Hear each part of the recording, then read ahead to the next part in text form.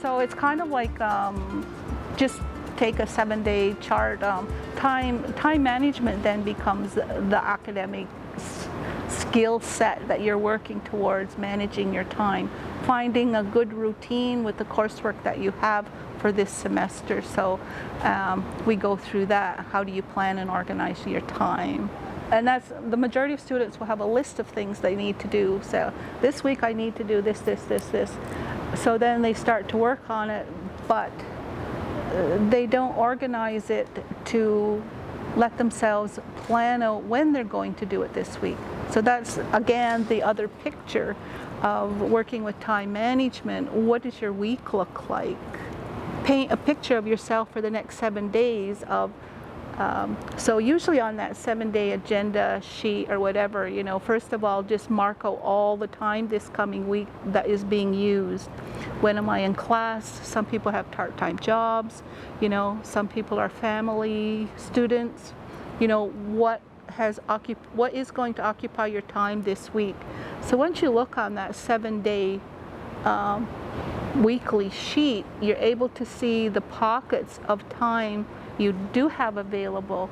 That's where you need to schedule in something I'm going to work on.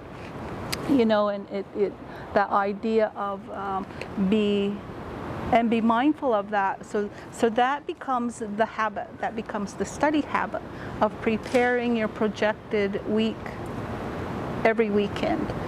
What am I facing this week and how best can I do that? So it's better to be able to work it all out on paper than try and live it every day and you run out of time. So that's another recommendation then, is if you have only 2 hours here and there but you've got a 6-hour job, break it down into manageable chunks so that it is done at the end of the week.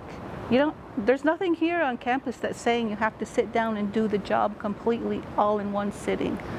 Nobody's telling you to do that. So you have to look at that task to actually fit it into when you do have time, but also to give yourself permission to look at it. I'll have it done by the end of the week. So we also almost have to change the mindset of students as well to, there's another way to tackle this, you know.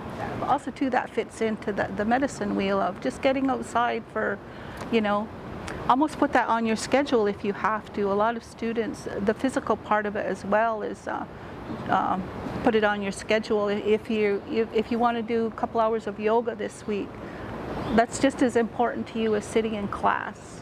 You know, so we've got an hour, say on Tuesday afternoon, an hour Thursday morning. It needs to go on your schedule because that's important. Work around that so you actually have that during the week. And again, so that's in keeping with the medicine wheel, but that doesn't look like the medicine wheel, but it's a practical guide of how I might be able to do things. Lots of times there can be, the medicine wheel can be like I use it for a framework to set up a workshop. So what am I going to teach? That one is about awareness. It's about feeling. It's about understanding, and it's about action. So in a workshop, you're given a little bit of information, but also to reflect on the students. Now, this is new information, so how are you feeling about this? You know. So then understanding is some examples of how to use this.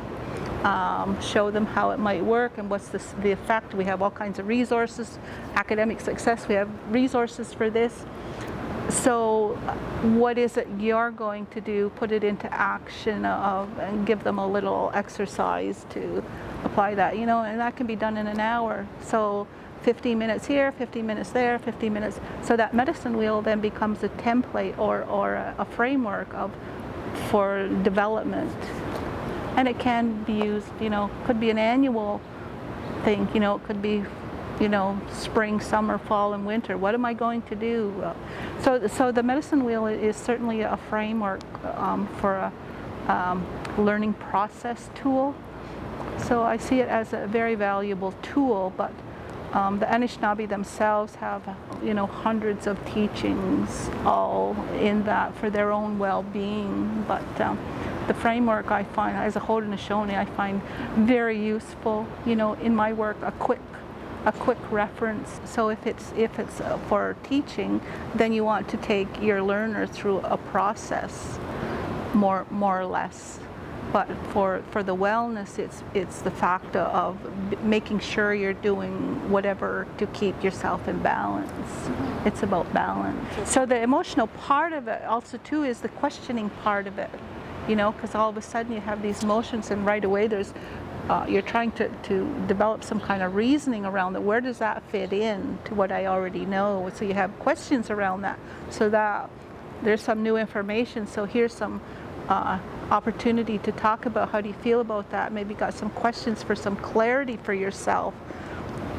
But then we go on to once they have a footing in that new information. So an example would be new students, especially hearing about residential schools.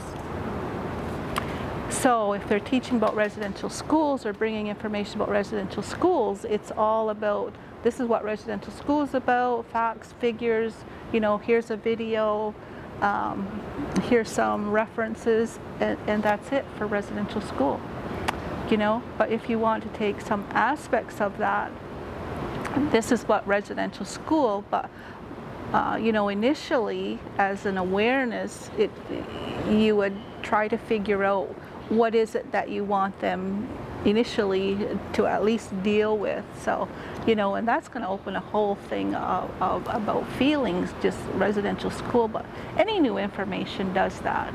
You know, so that's the framework of the medicine wheel as a tool for learning. You know, there's a process, the learning process for that. So yeah, so I think that's kind of what the medicine wheel seems to fit in. You know, really well with the idea of wellness, and for each of those sections, there's certain remedies that can be, you know, especially for Indigenous people, the idea of you know, for the spirituality too, that connect with the medicines, you know.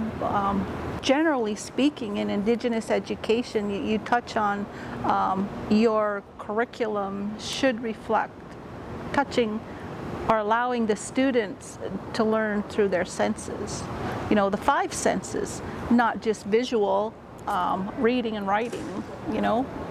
That's not going to get, they need to, in order to experience it and understand it, they need to smell it and touch it and taste it if possible, you know, and feel it and see it, and hear it, those different, make sure that in your overall curriculum, whether it's monthly or weekly, have a look and make sure it's kind of like a checklist. Am I doing these to reach the students effectively, or is it just straight, you know, rhetoric? They're just seeing you and listening. That's it. You know, where does that go? So in the education system itself, that question always comes up: is what's the point of all this? Why do I have to know this? You know, but really.